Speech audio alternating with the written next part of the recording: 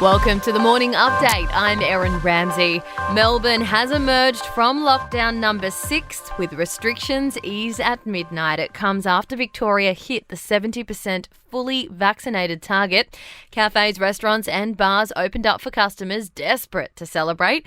Melbourne Lord Mayor Sally Capp urging people to come back into the city. It's what our city traders want, is to feel that buzz again and to know that we have streets full of people coming back to enjoy really the things that are unique to Melbourne. The West Australian government has now posted a $1 million reward for information on the disappearance of Cleo Smith.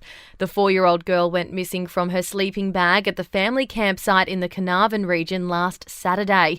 Superintendent Rod Wild says the task force is working around the clock to find out what happened to her. The fact of the tent and the zipper being in a position that Cleo wouldn't be able to reach gives us concerns that she was removed from the tent. Major supermarket chains across the country are rolling out mandatory vaccination orders for their staff. Woolworths Chief Executive Brad Banducci says the move will strengthen health and safety settings for staff and customers as the country opens up. We are looking at what is required to create a safe workplace and what reasonable steps we're taking, and the medical advice we have is the safest way, the best way to have a safe workplace, and there are many other things we need to put in place, is to have a vaccinated team. And the New South Wales North Coast is in for more heavy rain after this week's hammering from a freak hailstorm.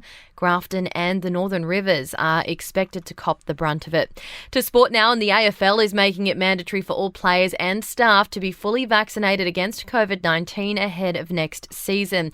They'll only be allowed to attend club or AFL premises to train or play if they've had their shots or have a medical exemption.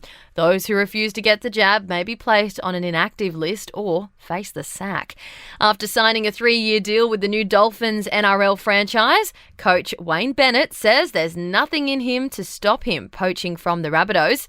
And Australian fast bowler Pat Cummins says he's primed and ready for the T20 World Cup, despite joining the squad late following the birth of his first child.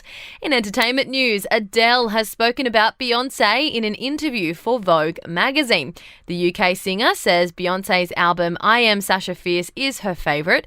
She also spoke about her Grammy award-winning speech in 2017, where she gave a shout-out to Beyoncé and even broke off a bit of her trophy for her. It was actually really easy. I was just so uncomfortable and nervous up on the stage trying to give that speech right in front of her.